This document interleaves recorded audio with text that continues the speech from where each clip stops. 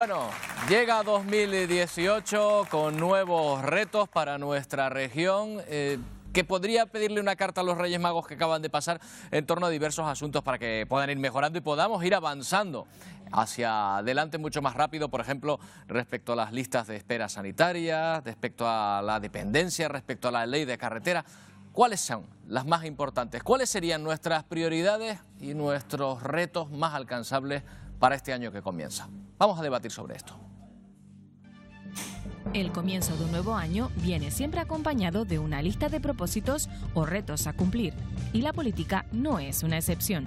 En Canarias hay asuntos relevantes que sin duda estarán en la agenda de 2018. 189.296 canarios, es decir, el 10% de la población está en algunas de esas listas de espera sanitaria.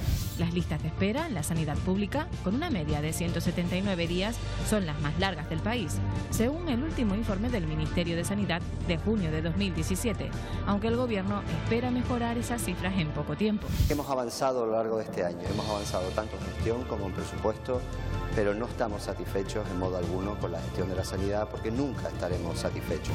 Las cifras en dependencia han mejorado, pero aún nos sitúan en la cola. Canarias y Cataluña son las dos comunidades que más dependientes tienen esperando, el 37%, según los últimos datos publicados el pasado mes de diciembre.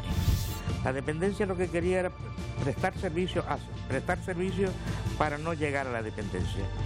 Y se ha convertido muchas veces en dar una prestación porque no está creado el servicio. Recuperar los niveles de empleo de antes de la crisis y mejorarlos es otro reto de envergadura. Canarias ha conseguido crear empleo durante 5 años consecutivos, como señalan las cifras en el cierre de 2017. Durante 2017 se han registrado más de 100.000 contratos indefinidos. Y este es el mejor dato de contratos indefinidos de toda la serie histórica que podemos controlar desde que se produjeron las transferencias. Y a 2 días de finalizar el año 2017, se acordaba por el Consejo de Ministros la ampliación del convenio de carreteras con Canarias, para un periodo de 14 meses y por un total de 101 millones de euros no gastados el año pasado.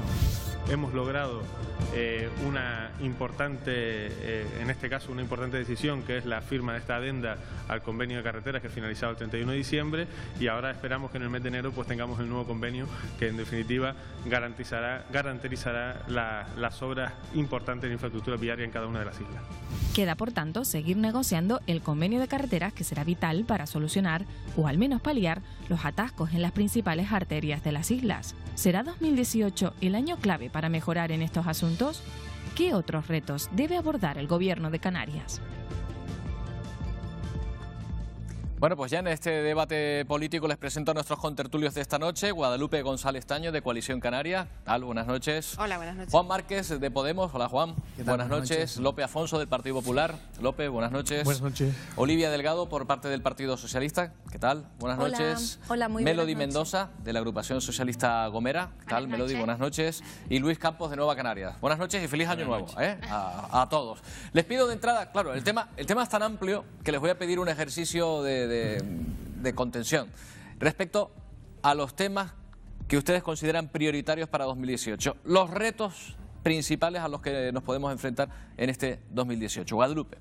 Bueno, yo creo que 2018 empieza con unas administraciones que empiezan a salir de la época de recortes que sufrimos con anterioridad y por tanto con unos presupuestos que permiten los presupuestos más altos de la historia de Canarias, no solo en el Gobierno de Canarias, sino en muchos cabildos y ayuntamientos, y que por tanto permiten y deben permitir el objetivo fundamental que nos hemos marcado, que es el de generar empleo, el de que todas las familias, el de que todas las personas accedan a un puesto de trabajo que les permita vivir con dignidad y alcanzar los niveles de bienestar social que perdimos en la época de la crisis y que hay que ir recuperando. Yo creo que ese es el gran reto que tenemos por delante y estos presupuestos ayudan a que sea posible. Entre todos tendremos que lograrlo. Juan. Bueno, nosotros estamos en la oposición, ¿verdad? Pero desde esa fiscalización que hacemos y este control que hacemos del gobierno intentaremos que los datos estos que hablábamos antes de turismo, ¿no? pues reviertan en una mejor calidad de vida, que la cifra no sea el récord de turistas, sino que sea la mejora de nuestro bienestar social, el fortalecimiento de nuestros servicios públicos. Nosotros entendemos que Canarias, en la situación en la que se encuentra, necesita una renta mínima garantizada. Necesitamos cambiar nuestro modelo energético, ir hacia las energías limpias y por tanto impedir la implantación del gas que quiere Coalición Canaria para este archipiélago. Generar empleo de calidad, y eso pasa por un sistema productivo más diversificado, una economía donde el sector turístico no sea un compartimento estanco que genera riqueza para unos pocos mientras hay una mayoría social. Y ahí están los datos, estamos a la cabeza en cifras de desempleo, de dependencia, en todos aquellos datos negativos estamos a la cabeza y estamos a la cola en los datos positivos. Por lo tanto, mejorar Canarias, mejorar la calidad de vida de los canarios debe ser una prioridad para 2018. López. Pues indudablemente el empleo sigue siendo la gran asignatura pendiente en Canarias y por tanto este puede ser un buen año para atacarlo y permitir que salgamos del tren de cola en el ranking nacional de comunidades autónomas con mayor número de desempleados y también generar un empleo que sea capaz de conciliarse con las buenas cifras de crecimiento económico que por otra parte arroja la economía canaria.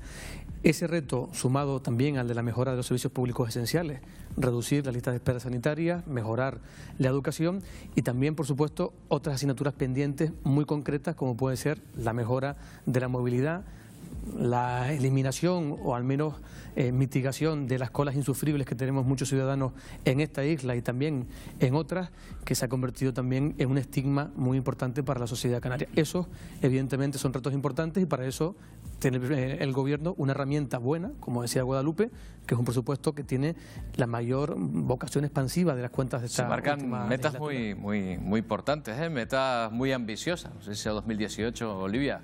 Será el año en que se consiga resolver todos estos problemas. Bueno, pues para el Partido Socialista tenemos muy claro que el objetivo fundamental es el empleo. Lejos de lo que dice el Partido Popular en el Gobierno central, que se crea empleo, es falso, porque se trabajan hoy en día menos horas semanales que en el año 2011. Y además es importantísimo recuperar los salarios. ¿Por qué? Porque la Unión Europea está diciéndole a España que esos salarios deben ir vinculados a la productividad. Y las cifras están ahí y son contundentes y no son cifras que pone sobre la mesa el Partido Socialista. Las pone el Instituto Nacional de Estadística cuando dice que el recorte en salarios ha llegado al 10% y en el caso de los salarios más bajos a un 15%. Y esto además tiene repercusión en el sistema público de pensiones, que está en peligro, que tenemos que garantizarlo y eso pasa por recuperar los salarios y por generar ese empleo de calidad. Luego vamos a hablar de salarios, también, que creo que es uno de los temas que ha sido noticia en estas últimas semanas. Melody. Bueno, otro reto al que se enfrenta Canarias en el año 2018 y en los años consecutivos es a la población envejecida, la población que ahora mismo cuenta Canarias un porcentaje bastante elevado. Yo creo que hoy se firmaba el segundo convenio de infraestructura sociosanitaria, que es una buena noticia para Canarias. Se van a construir 4 nuevos centros sociosanitarios y se van a ampliar las plazas en los centros. Creo que van a llegar a un total de 5.000 plazas que van a prestar servicio a las personas mayores y personas que tengan alguna discapacidad. Yo creo que eso es un reto al que se enfrenta la sociedad canaria y así lo extrapolamos a la isla de La Gomera, donde tenemos una población mayor de 65 años del 21%. La creación del nuevo centro sociosanitario es un gran reto, no solo a nivel canaria, sino a nivel insular. Pues estamos hablando que los cabildos están apostando por más de 90 millones de euros y el gobierno regional está apostando con algo más de 160 millones de euros. Luis. Muchas cosas se han avanzado ya. Creo que lo que le preocupa de verdad a la gente, los retos fundamentales, debe ser mejorar nuestra sanidad, crecer en empleo y la calidad de nuestro empleo, por supuesto también la educación, el gran fracaso de la dependencia, por fin intentar colocarla donde se merece nuestra gente, pero para eso hay otros 3 elementos que también son esenciales y son grandes retos para Canarias y se juegan a 2.000 kilómetros de aquí. 2018 va a ser clave para la reforma del REF y en ese sentido consolidar muchos de los aspectos fundamentales y diferenciales que Canarias necesita.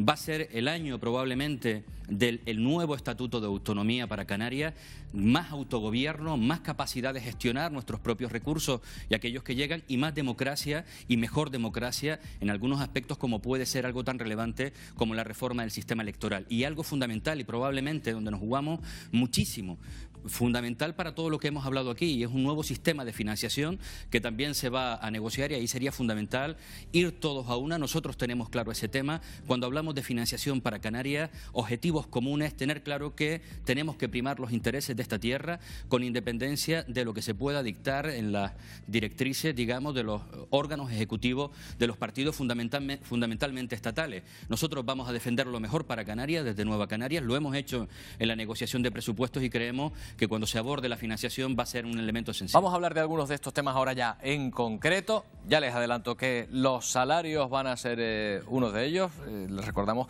que se ha acordado una subida de salarios, veremos si suficiente o no para mejorar la situación de muchas personas. Y en nuestro semáforo vamos a analizar las palabras del vicepresidente del Gobierno sobre los 250 millones de euros que, según han manifestado, se van a invertir en carreteras en Canarias. Analizamos en nuestro semáforo esa cifra, esos 250 millones de euros.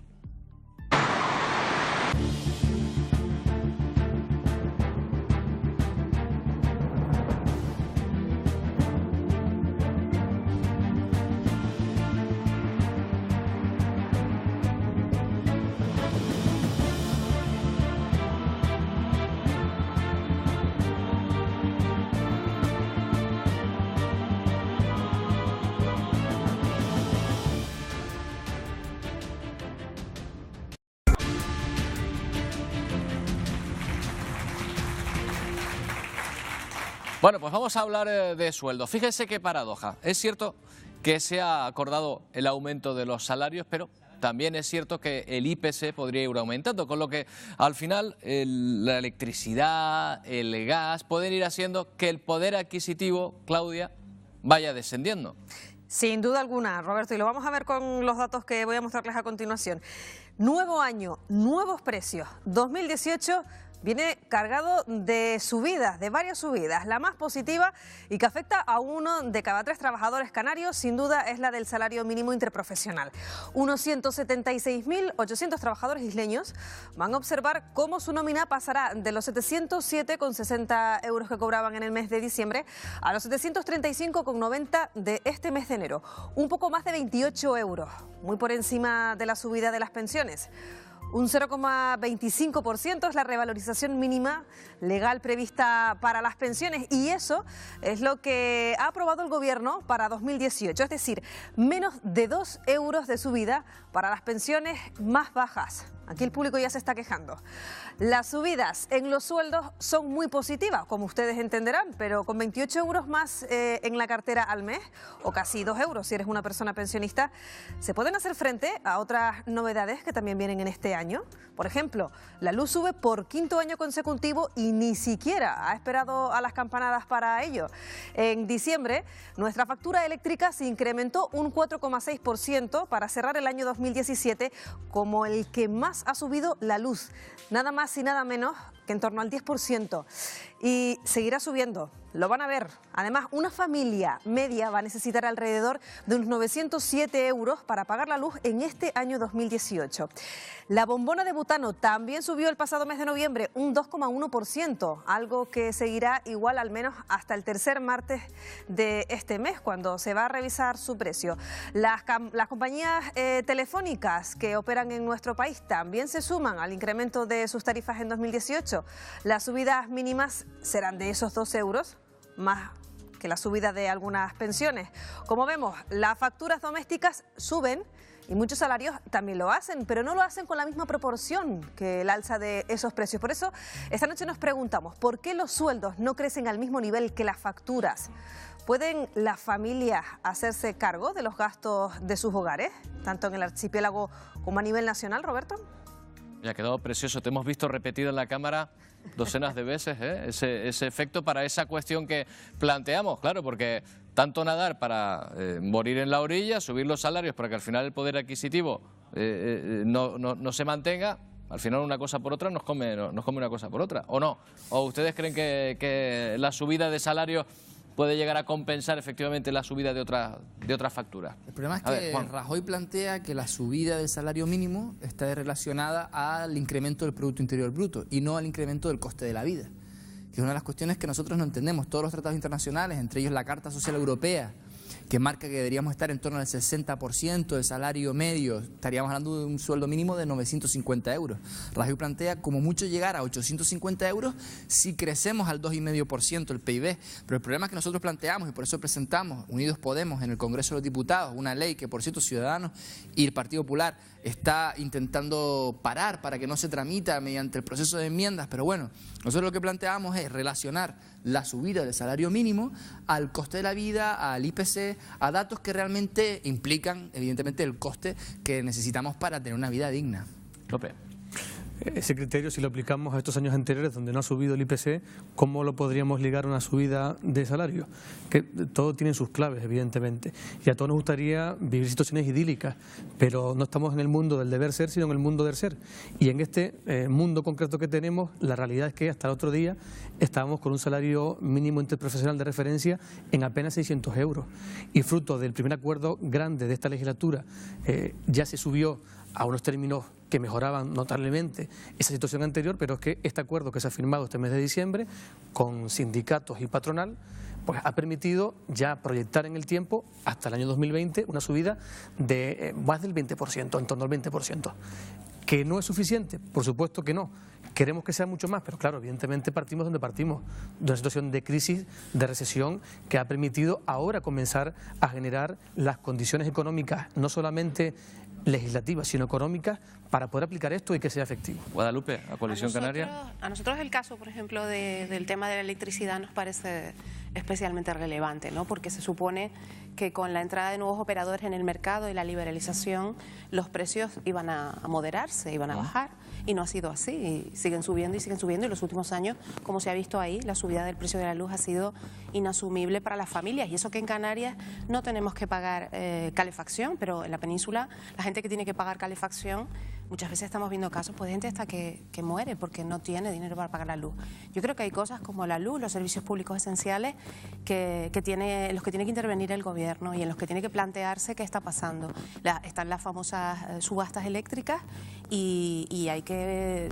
Nosotros entendemos que el Estado tiene capacidad para determinados servicios públicos que consideramos esenciales o prestaciones, como es el caso de la luz, intervenir y cortar determinados comportamientos que están claramente perjudicando a la gente.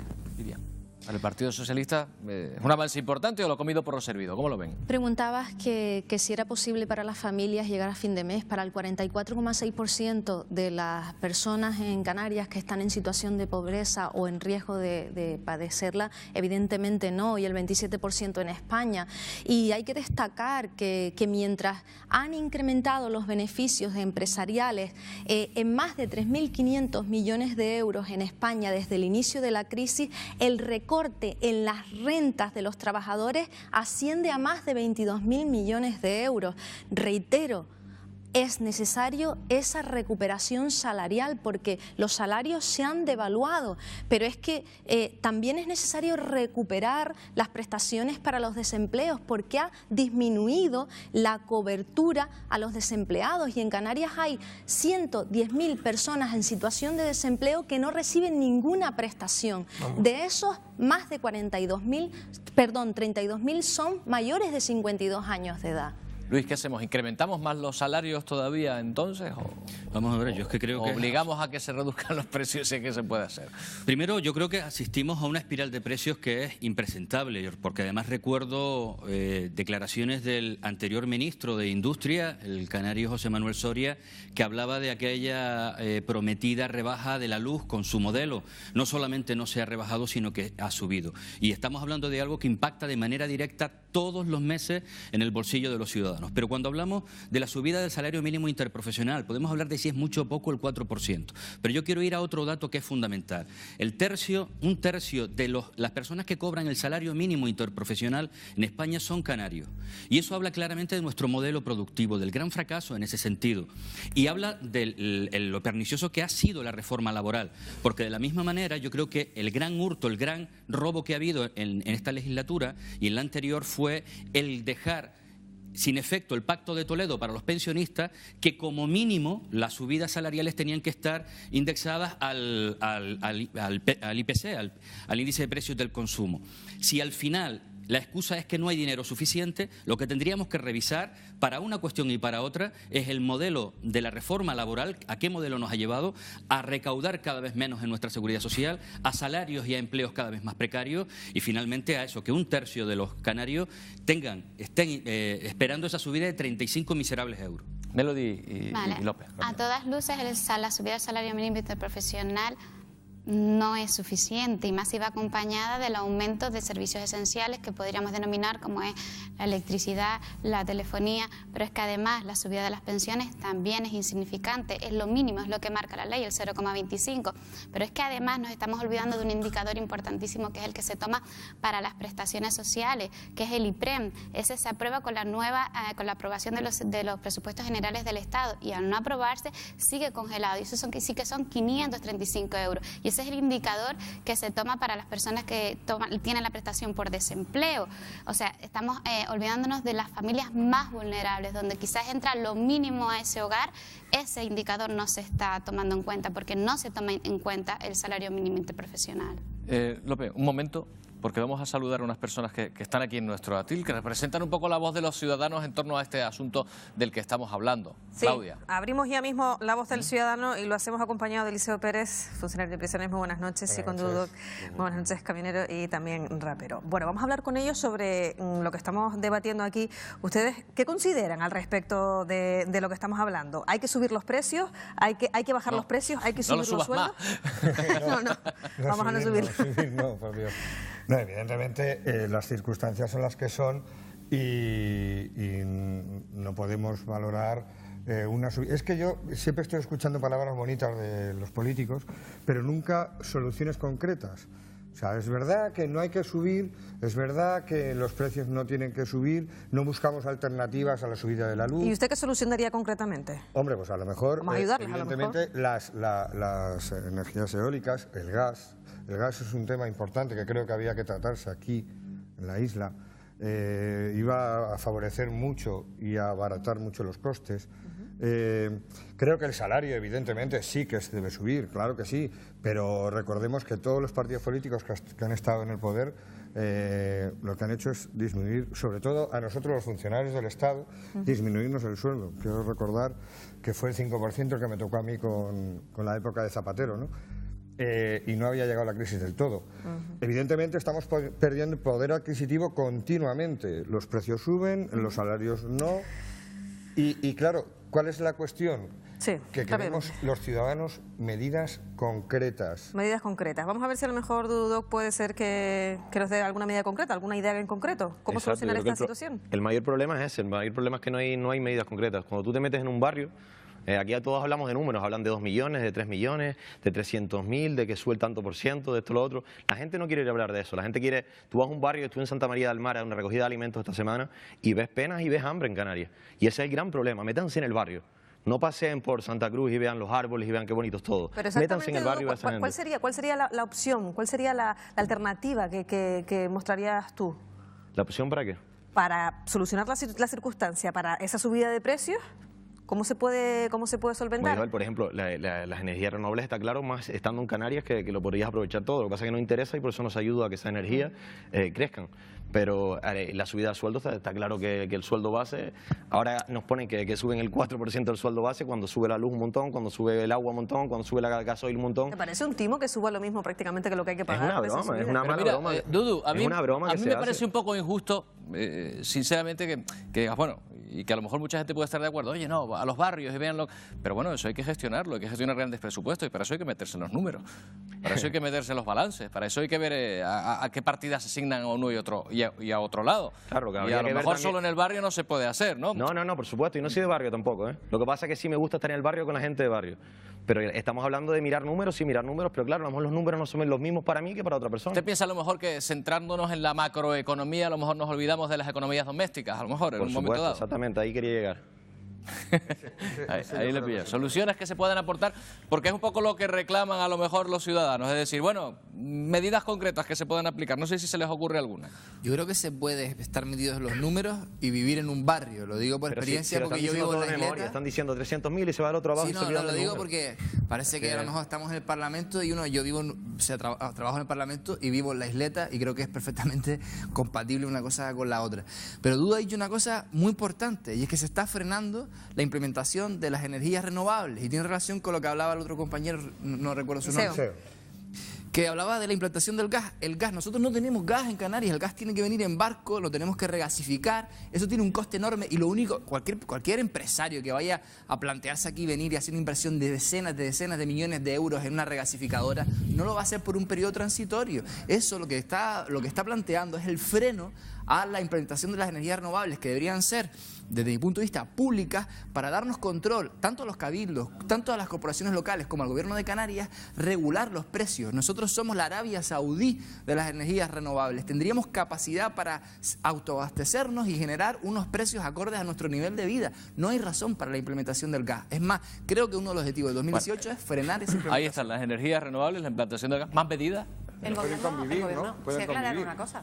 El gobierno de Canarias en esta legislatura ha empezado a desatascar un problema gravísimo que había con las renovables, pero es cierto que necesitamos medidas que fomenten en general en España y que permitan que se utilicen más las energías renovables. Yo creo que no podemos entrar al debate del gas porque nos llevaría todo el programa y es un tema bastante complejo. Nosotros creemos que en Canarias hay que adoptar medidas para acabar con las energías fósiles y eso pasa por el gas, pero eso es un debate que yo creo que va más allá. Pero están nuestros ciudadanos representados en Dudu y en Eliseo diciendo medidas concretas. Sí, no terminan de... A lo mejor es que no hay unas medidas concretas que se pueda aplicar, López. Algo al respecto, empezando con que yo también me meto en el barrio, soy alcalde de un municipio también y no soy el único de los que está aquí hoy que también participan de la política local, con lo cual a veces se contrapone esa visión distante del político sobre la realidad que vivimos en el día a día y no siempre es así. Pero partiendo de eso, sí quiero decir que es que para poder llegar a descender a arreglar problemas locales necesitamos un marco económico estable y hacer posible de crecimiento. Sin los números de la macroeconomía resueltos, la economía diaria, es más complicada de resolver. Y gracias a que se ha podido otra vez relanzar la macroeconomía, hoy podemos hablar de mejorar prestaciones, de financiar mejor infraestructuras aquí en Canarias, por ejemplo, o de hablar de mejoras y crecimiento de empleo, que es lo que da autonomía a los ciudadanos para no depender de una ayuda pública. Claro, evidentemente mejorable. Estoy de acuerdo 100% con eso.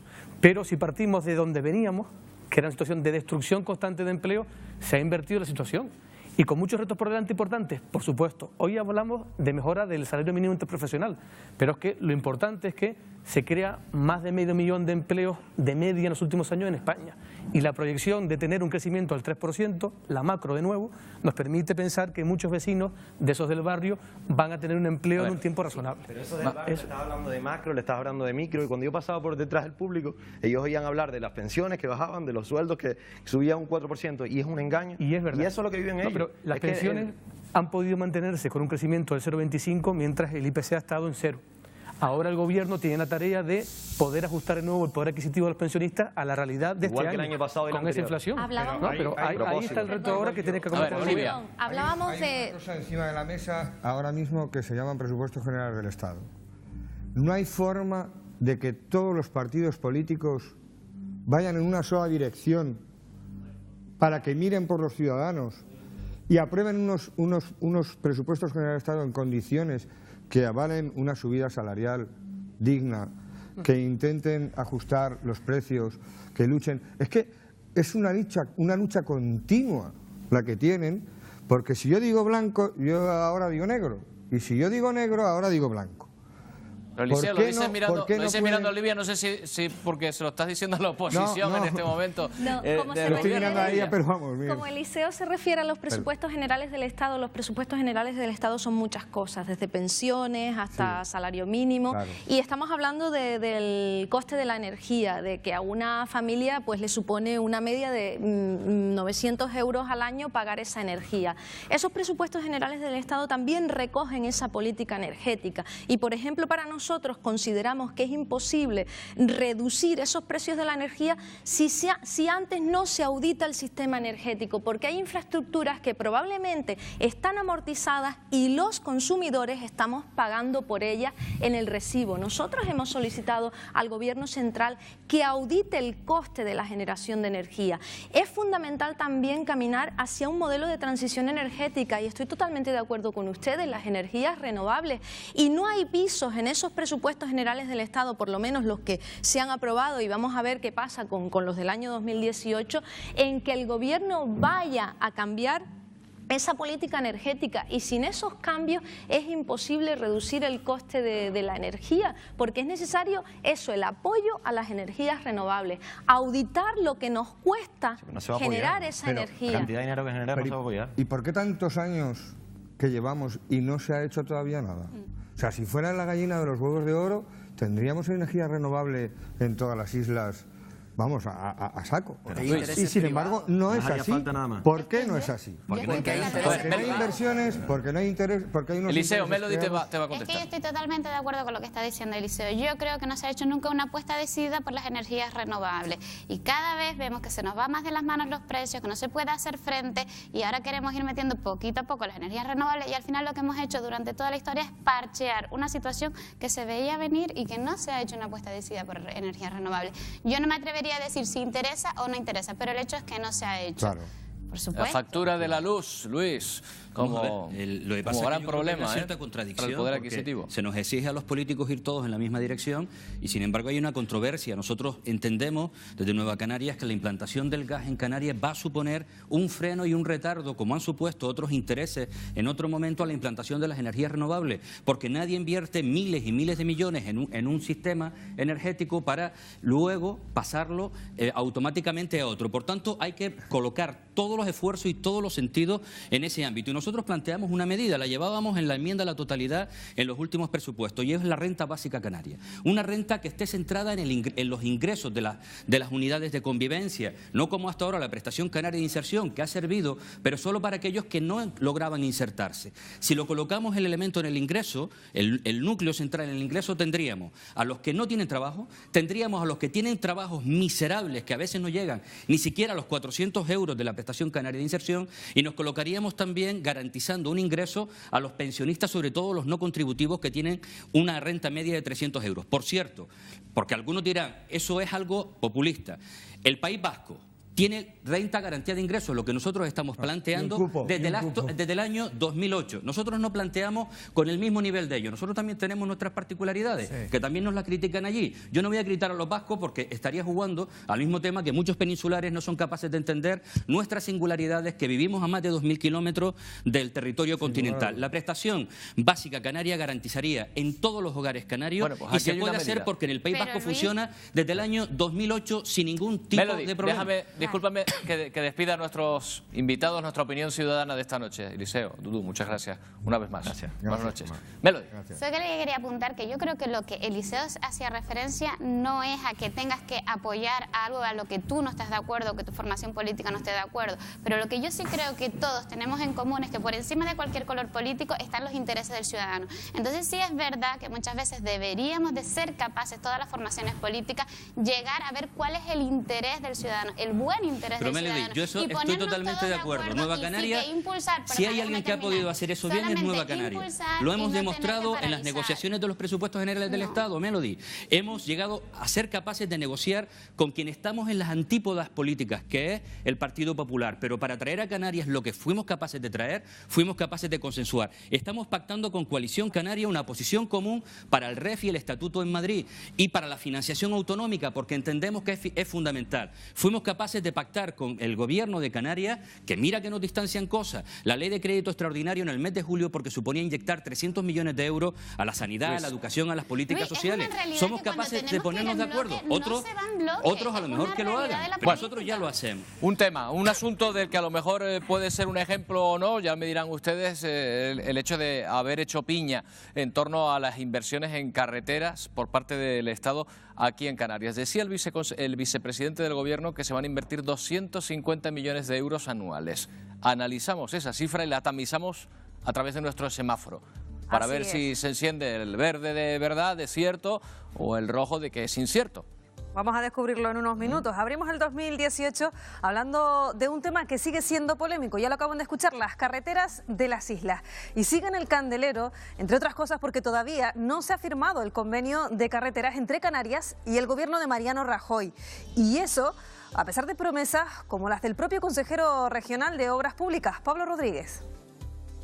Una partida de 219 millones de euros anuales durante 8 años, pero que nosotros confiamos en aumentar, dado que la negociación de los presupuestos generales del Estado para el año 2018, esa cantidad la llevamos hasta 250 millones, por tanto sería un convenio de 2.000 millones en 8 años.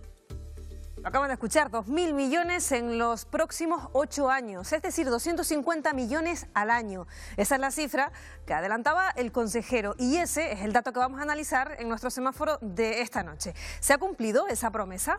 ¿Cuánto se destinará el gobierno central a las carreteras canarias? Hasta ahora, la única cifra clara es la que acordaba el último Consejo de Ministros. Quédense con esta cantidad, 101 millones de euros. Esta es la cifra exacta que el gobierno de Rajoy ha destinado a las carreteras en Canarias. Así lo reflejan con estos titulares los periódicos de las islas. Pero, ¿esos 101 millones forman parte del nuevo convenio? ¿De dónde sale exactamente este dinero del que estamos hablando? En 2017, el Estado destinó a las vías del archipiélago 219 millones de euros. Sin embargo, el Ejecutivo canario tan solo pudo gastar 118 millones de euros. Por lo tanto, lo que aprobó el Consejo de Ministros el pasado 29 de diciembre es poder destinar el dinero no invertido en 2017 durante el año que ahora comienza. Con esa decisión, las cuentas de nuestra pizarra pues se quedan de esta manera. En 2017, de los 219 millones de euros presupuestados desde Madrid, solo se gastaron 118 por parte del gobierno canario. Por lo tanto, al restar esas cantidades, obtendremos esos 101 millones de euros ya garantizados para este ejercicio. Es decir, una cantidad que queda muy lejos de esos 250 millones de euros anuales a los que hacía referencia el consejero Rodríguez. Con estos números sobre la mesa, nuestro semáforo esta semana, ustedes entenderán que se pone en rojo. El consejero de Obras Públicas hablaba de esos 2.000 millones en 8 años y sigue en estos momentos, Roberto, pues todavía en el aire. Bueno, la cuestión, y ahora les pido brevedad a los representantes del partido en el gobierno del Estado y el gobierno en Canarias. ¿Aquí quién se equivoca o quién ha incumplido? Yo creo que los datos, ella misma ha dado los datos correctamente. Quiero decir, lo que se ha aprobado es una prórroga para el año 2018 del dinero que queda por ejecutar del 2017 y las cifras a las que hacía referencia el consejero se refieren al nuevo convenio de carreteras que contempla esa cantidad y que esperamos que se firme en breve. Nosotros confiamos que no ha llegado, o sea que no van a ser esos 101 millones, ¿no? Que es un nuevo convenio, pero es que aparte hoy tenemos una muy buena noticia que yo creo que hay que añadir a todo esto, que es que el Tribunal Supremo acaba de darle la razón a Canarias y al gobierno de Canarias en el sentido de que la deuda, el dinero que el Estado recortó de los convenios firmados, Canarias tiene derecho a obtenerlo y por tanto eso es un aval importante para recuperar toda la financiación López, que por último, perdimos ¿cree en que van a este llegar proceso. esos 250 millones adicionales? No, sin duda, lo que no van a llegar son los proyectos necesarios para ejecutar ese dinero. Ese es el único problema. Podemos hablar de cifras mareantes como esta, pero si aquí no se ejecuta nada, pues el problema sigue siendo el mismo. Los coches en la carretera. Hoy es uno de esos días que les tengo que dejar ya con la palabra, porque vamos a terminar. López, le ha tocado cerrar el programa en esta ocasión. Otra vez no es así. Muchas gracias por habernos acompañado. Gracias. Un lunes más. Claudia, vámonos, que toca la despedida. Un lunes más que nos quedamos sin tiempo. Bueno, muchas gracias a nuestro público en esta noche. Muchas gracias a todos ustedes también por habernos seguido en este primer programa de 2020.